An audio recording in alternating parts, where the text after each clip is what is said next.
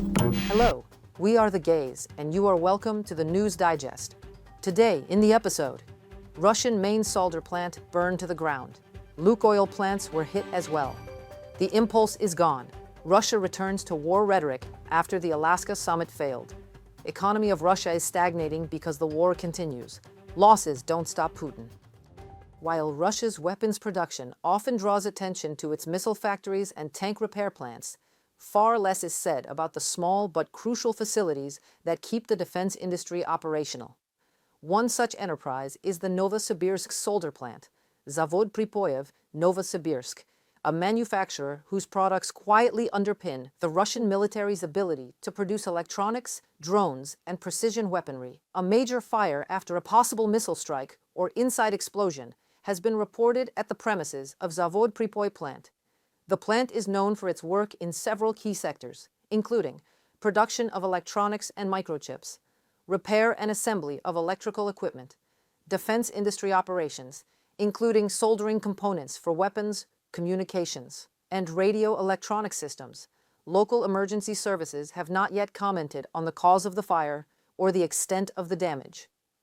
The Novosibirsk solder plant was one of only a handful of specialized facilities in Russia capable of producing high-purity solder alloys required for defense and aerospace applications. Its products are reportedly supplied to state defense enterprises and research institutes, including those linked to the production of missile systems and unmanned aerial vehicles.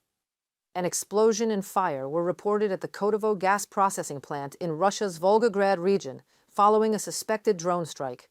Local sources identified the target as Lukoil Korobkovsky gas processing plant, where two separate fires broke out at the site, reportedly after the explosions caused by unknown drones flying directly into the plant. The facility processes associated petroleum gas and light hydrocarbons. With an annual capacity of 450 million cubic meters of gas feedstock, the plant specializes in producing broad fractions of light hydrocarbons and stable condensate derived from associated gas, both key components in Russia's fuel and chemical industries. And Ukrainian drones and missiles are more effective than before, according to the president of Ukraine himself. The Ruda drone missile first hit a naval tower at a distance of over 250 kilometers, and the Polonezia began to hit military depots in dozens of cases. This was stated by Volodymyr Zelensky. Also, according to him, Ukraine successfully uses the Neptune and Flamingo missiles in pairs during the combined strikes. 2 Ukrainian drone attacks on Russian oil refineries have led to a steep decline in domestic oil processing and, at the same time, a significant increase in crude oil exports, Bloomberg reported, citing recent analytical data. According to the outlet, since early August, Ukraine has carried out at least 28 strikes on Russian refineries, compared to just 21 attacks during the first 7 months of the year. As a result, fuel production inside Russia has dropped sharply, while exports of unprocessed crude via maritime routes have grown by nearly the same margin. Bloomberg notes that key export terminals, Primorsk and Ust-Luga on the Baltic Sea, as well as Novosibirsk on the Black Sea, are now operating close to their maximum technical capacity. The surge in exports has raised concerns even within Russia, as domestic fuel reserves continue to shrink. Despite these risks, Moscow is increasingly shifting toward crude exports, oil that cannot be quickly refined due to extensive refinery damage. While some facilities have been partially restored, repair efforts are lagging behind the pace of Ukrainian attacks. The powerful impetus for ending the war in Ukraine, generated at the August meeting between the U.S. President and dictator Putin in Alaska, has largely been exhausted, Russian Deputy Foreign Minister Sergei Ryabkov stated in Moscow on Wednesday. Ryabkov puts the blame for the exhaustion of such momentum on, we quote, those who support a war to the last Ukrainian, end of quote. And that is, as per Ryabkov, primarily Europeans. Refrained from directly criticizing the U.S. leadership, but called on the Donald Trump administration to take a sober and sensible approach to supplying Ukraine with Tomahawk missiles. According to the Russian Deputy Foreign Minister, such supplies, while not affecting the course of the war, would lead to a qualitative change in situation. Comrade Ryabkov is a proper Soviet functionary, just could not imagine that Ukrainians have a will on its own, and that will is not yielding to Russia any more whatsoever. And that qualitative change will no doubt be the only real weapon Russia has in stock: civilian terror, and more civilian terror for Ukraine. It is hard for me to believe I am actually saying it, but maybe you remember Russian mercenaries, King Evgeny Prigozhin, who used to be Putin's chef, then became a chief of Wagner PMC, and then attempted a coup against Putin, and then somehow his plane has exploded.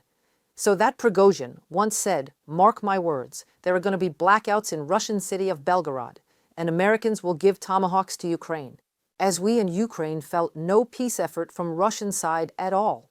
While Donald Trump unfolded all the imaginable and unimaginable opportunities to Putin to end this war, including the American army unfolding a red carpet under his feet in Alaska, Donald Trump did way more for Putin than Putin could ever dream of.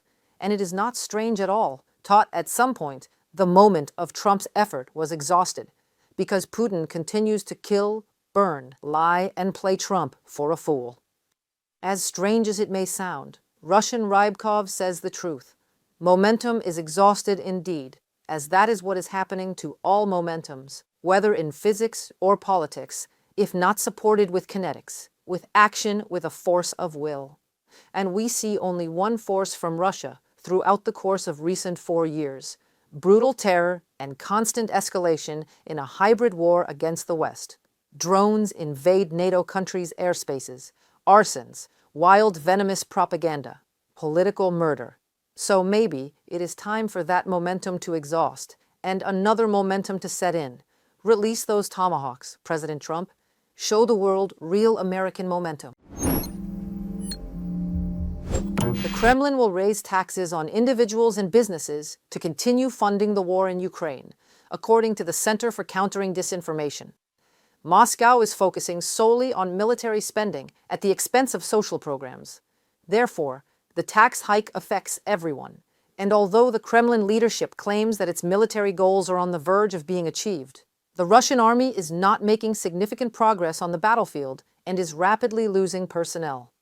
For more details, watch the report by my colleagues. The Russian army is on the offensive in the Zaporizhia direction and continues carrying out massive strikes, reportedly targeting Ukrainian military facilities. That's according to a briefing given to Vladimir Putin on October 7th by Russia's chief of the General Staff, Valery Gerasimov. In response, Putin claimed that the decision made in February 2022 to launch a full-scale invasion of Ukraine was correct and timely, and that the goals of the so-called special military operation will be achieved. For the aggressor, one of the key problems is the lack of victories on the front lines. The so-called special military operation is at a standstill. Russia's economic situation has significantly deteriorated, to put it mildly. I'm referring to the oil refining sector, the growing dependence on Chinese resources, and much more. Stagnation, or perhaps even recession. Even under the most optimistic forecasts, Russia's economy is expected to grow by no more than 1% in 2025. In the first 8 months of this year alone, Russia's budget deficit has already reached nearly 2% of its annual GDP. By year's end, it's expected to rise to 2.6%. So where will Putin find the money to continue the war? From citizens' wallets, Russia is launching a new wave of tax hikes. By 2026, authorities plan to extract nearly 2.5 trillion rubles more from individuals and businesses. The main source of additional revenue will come from raising the VAT rate from 20% to 22%, which will inevitably lead to a rise in prices. This shows that Russia is running out of resources to finance its war of aggression against Ukraine. The regime is now trying to shift the burden onto its citizens and businesses. Next year, nearly 40% of the national budget will go to the military and security forces. Since the war remains a top priority for the Kremlin, this level of spending is being maintained. At the same time, social programs are being cut, and the tax burden on the population is increasing. Ukraine's Center for Countering Disinformation on Telegram. Putin's goal is to keep waging war against Ukraine at any cost, no matter if it means robbing his own people or sending thousands of Russians to their deaths on the front line. We've confirmed that Russian forces have been ordered to storm our positions at any cost. As a result, their losses have significantly increased. Right now, just our fighters on the Pokrovsk front are eliminating more than 100 Russian occupiers per day. And that doesn't even account for the work of other Ukrainian defense and security forces.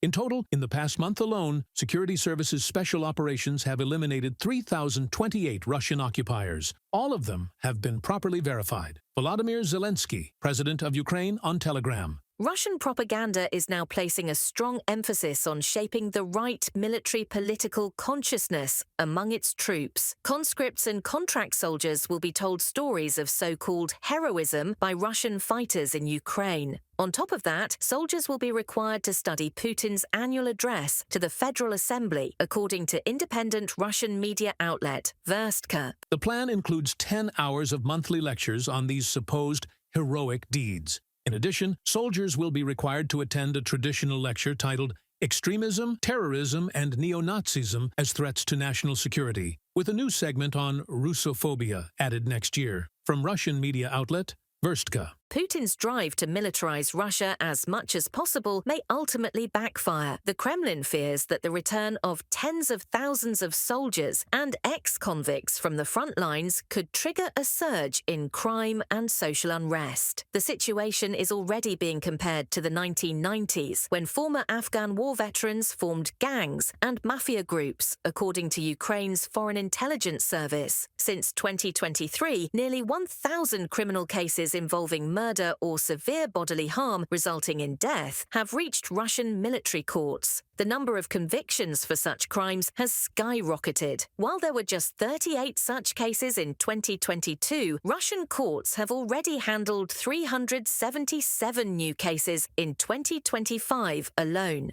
Reported by Yulia Hranovska, UATV News. That's all for today. Subscribe to our channel to stay up to date with world events. Brought to you by The Gaze, from a Ukrainian perspective. See you next time.